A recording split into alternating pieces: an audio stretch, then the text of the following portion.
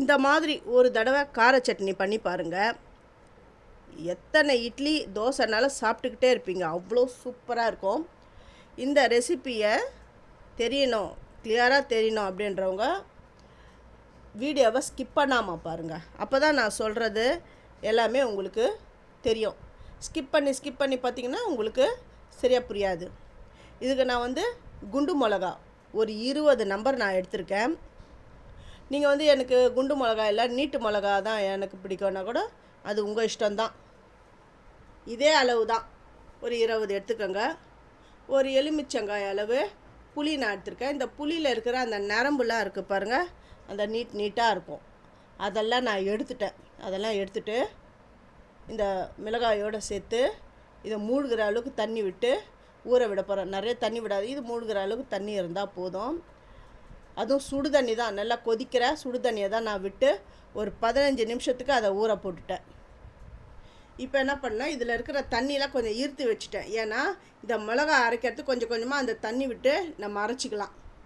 தண்ணி எடுத்துகிட்டு அந்த மிளகாயும் புளியையும் கொஞ்சமாக உப்பு சேர்த்து நல்லா பேஸ்ட்டு மாதிரி, முடிஞ்ச அளவுக்கு பேஸ்ட்டு மாதிரி அரைங்க. குறைலாம் அரைச்சிடாதீங்க. இதை நல்லா பேஸ்ட்டு மாதிரி நான் அரைச்சி எடுத்துகிட்டு வந்துடுறேன். பாருங்க, பேஸ்ட்டு மாதிரி நல்லா அரைச்சி எடுத்துன்னு வந்துட்டேன். இப்போ என்ன பண்ணேன்னா, கடாயை நான் அடுப்பில் வச்சுட்டேன். இது நல்லெண்ணெயில் தான் செய்யணும். நல்லெண்ணெயில் செய்யுங்க, அவ்வளோ பிரமாதமாக டேஸ்ட்டாக இருக்கும். ஆனால் நல்லெண்ணெய் கொஞ்சம் ஜாஸ்தியாகவே விடணும். கடுகு உளுந்தம்பருப்பு சேர்க்குறேன். கடுகு பொரியணும், உளுந்தம்பருப்பு செவக்கணும். எல்லாம் நான் சொல்கிற லெவலில் வந்துடுச்சு. இப்போ பூண்டை நல்லா தட்டிட்டு, நல்லா பெரிய பூண்டு இருக்குது பாருங்கள், அது ஒரு முழு பூண்டு எடுத்து நல்லா தட்டி இந்த எண்ணெயில் சேர்த்துட்டேன். அப்படியே வெங்காயமும் நல்லா ஒரு பெரிய வெங்காயம் தான் எடுத்து கட் பண்ணி போட்டு வச்சுருக்கிறேன். நான் சின்ன வெங்காயம் வேணுன்றவங்க சின்ன வெங்காயம் கூட நீங்கள் கட் பண்ணி சேர்த்துக்கோங்க. சின்ன வெங்காயம் இல்லாத பட்சத்தில் பெரிய வெங்காயம் சேர்த்துக்கோங்க. இருந்தாலும் இதுக்கு சின்ன வெங்காயம் சேர்த்தா தான் இன்னும் சூப்பராக இருக்கும். இது நல்லா வதங்கணும். இப்போ இதுக்கு தேவையான அளவு உப்பு போடணும். நம்ம ஆல்ரெடி காஞ்ச மிளகாவுக்கு உப்பு போட்டாச்சு.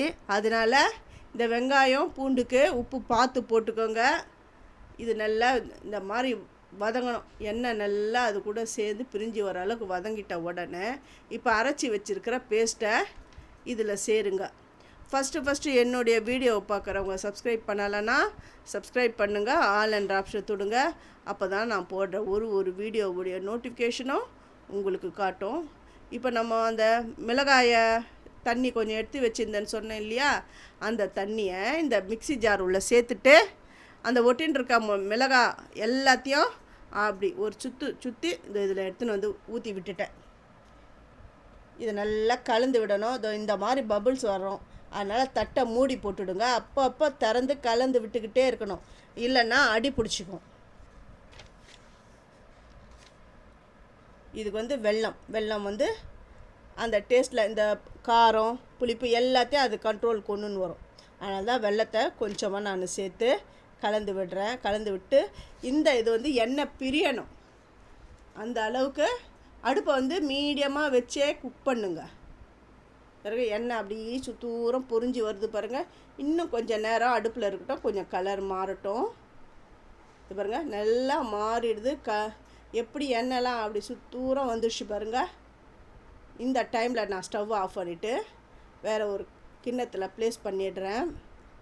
இது 1 மாதம் ஆனாலும் கெடாது, அவ்வளோ சூப்பராக இருக்கும். இந்த மாதிரி ஒரு தடவை நீங்கள் செஞ்சு பாருங்கள். செஞ்சு பார்த்துட்டு எப்படி வந்தது அப்படின்னு எனக்கு கமெண்ட் பண்ணுங்கள். நீங்கள் பண்ணுற கமெண்ட்டில் தான் மேலும் நான் ரெசிபிஸ் போடுறதுக்கு உற்சாகமாக இருக்கும். இந்த ரெசிபி பிடிச்சிருந்தா உங்கள் ஃப்ரெண்ட்ஸுக்கும் நீங்கள் ஷேர் பண்ணுங்கள். தேங்க்யூ.